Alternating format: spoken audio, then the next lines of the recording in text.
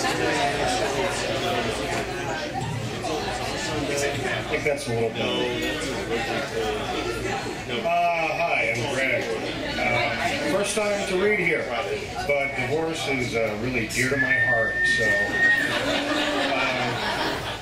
perfect pairing of reader and story. I went through a divorce recently. Going through a divorce in the digital age is probably a far messier affair than it's ever been. For example, one of the craziest things that I've noticed about divorce in the modern era is that you can e-file for divorce online. The same convenience you can apply to doing your taxes can also be applied to ending your failed marriage. You know how most websites have a button you can click to share it to Facebook? Well, I'll have you know, the e-filing divorce page is no different. I didn't mind that she decided to share it to Facebook. I did get a little upset when a lot of our mutual friends liked her stuff. I can't believe that's how she let her friends know. After that, she decided it would probably be better to make an official "We're getting divorced" Facebook status update. Which is exactly as exciting as it sounds. I actually had to sit down with her and concoct this insane press release we were drumming up. For immediate release, we seek immediate release from our contractual obligations to each other. Facebook wasn't the only piece of technology to let me down during the whole process. While I was at work one day, my now ex-wife had sent me a text informing me that if I needed to have any medical procedures taken care of, I should probably do it before I was dropped from her company's insurance plan.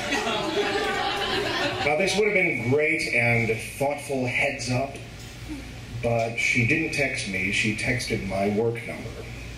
Now, instead of this text just disintegrating into digital nothingness, my office phone transcribed it into an audio file and stored it on the voicemail server.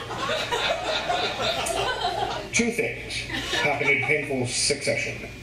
The first thing that happened was I actually did get a text from my ex saying that she had accidentally texted my work number and included the message she initially tried to send me for reference.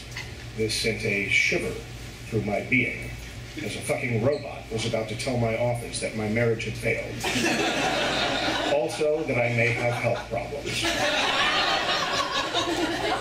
The second thing that happened was my coworker noticed the flashing voicemail light and played the message on the speakerphone.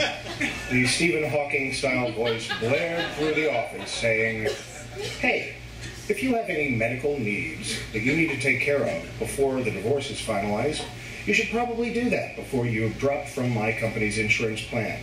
Call me if you have any questions." My coworker knew that that was my ex-wife. She had mistakenly texted my office before. The previous times were more embarrassing for her, I suppose. OMG, I totally blasted ass in the bathroom. I thought I was alone. I wasn't. LOL.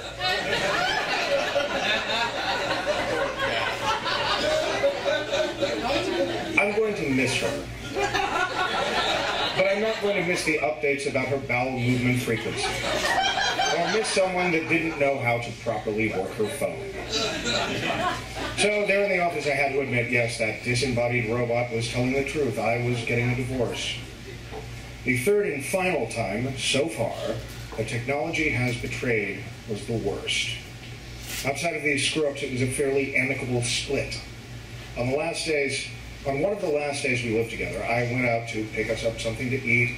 While I'm out, I get a text conveniently sent to my phone and not to my office phone, asking me to pick up some batteries. I text back, "What kind of batteries?" She says, "C batteries." There's only 2 electronic devices in our house that I know of that take C batteries. And I knew she wasn't thinking about busting out the old jam box. Well, in a way, that's kind of what she was doing. She wanted me to get her batteries for her goddamn vibrator. This was so emasculating. It's like she was saying, "Hey buddy, I know things are rough right now, but I'd really appreciate it if you'd be my wingman. I've kind of got this robot I really want to fuck. I wasn't even gone that long after she sent the first text. How quick after I got out the door did she discover she needed batteries? Of course, I bought them, like a chump. And I can't wait to get up before this judge. I was totally going to file a motion for some lotion. Thank you.